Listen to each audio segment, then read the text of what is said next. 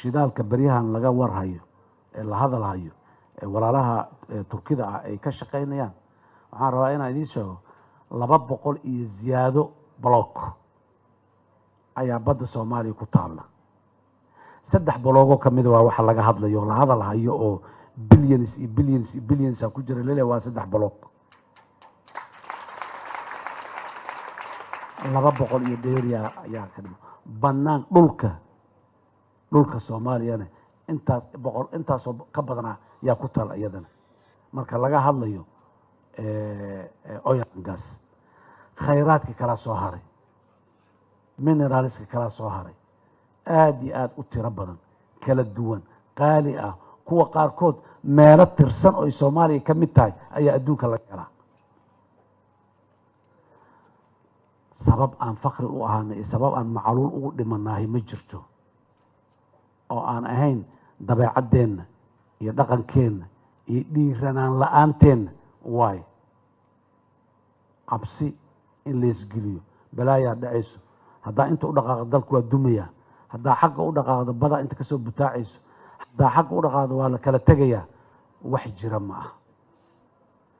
mar horaan kala tegilayna maanta maalin aan ka liidano oo badan aan soo marnay waana kala tegi weynay waana nala qaadan waayo waana la boobi waayo maanta maalmihii lasoo dhaafay oo dhan maantaan ugu roonay inaan joognaa ugu fiicnay dowladaan leenahay caalamku aqbalay si sharci oo qaanuuni ah xuquuqdeeda inta ku raadsato kusoo dhacsanaysa maanta maalin oo waana la kala qaybsanaa iyo waana la kala qaadanaa iyo dibaa loo noqonayaa iyo dalkaa burburaya iyo waa la kala tegayaa iyo war Soomaaliya yaan idinku cabsi gelinin nin aan hor u socotin diidan waayo oo meesha aad joogtiin rabo lana kala tegi maayo lana burburi maayo sabab loo kala tagay sabab loo burburana ma taalo horaa loo soconayaa baryahan waxaan dowladda federaalka ka shaqeynaysay goglo nabadeed wada tashi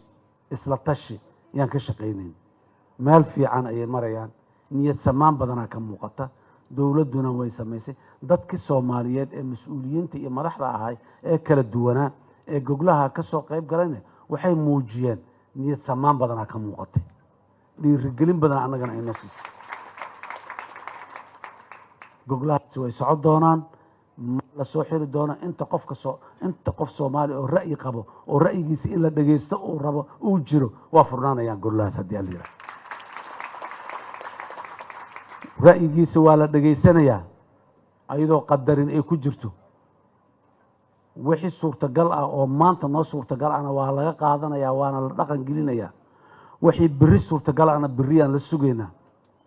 wixii shalay nagu haboonaayo kasoo gudbinayna waxaan leenahay waa shalay waa kasoo gudubnay waa gadaal u noqon mayno cabsi gelinta ha la daayo mar kale waxaan leeyahay dadka Soomaaliyeed meel kastoo ay joogaan hambalyo sanad guuro wacan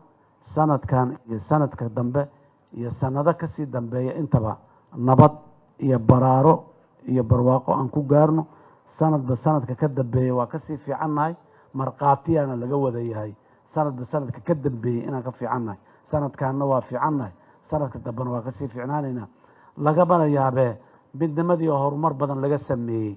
oo maxaan ku rahaa wada xaajoodkii dib u furmeen oo wada hadalkii dib u furmeen inay bilaabato waxaan leeyahay walaalaha waqooyiga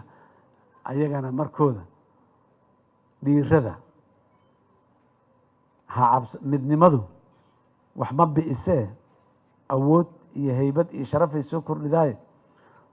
dhiirada shalayba adikaa dhiirateen maantana dhiirada annaguna waxaan diyaar u nahay wixii idin dhaqa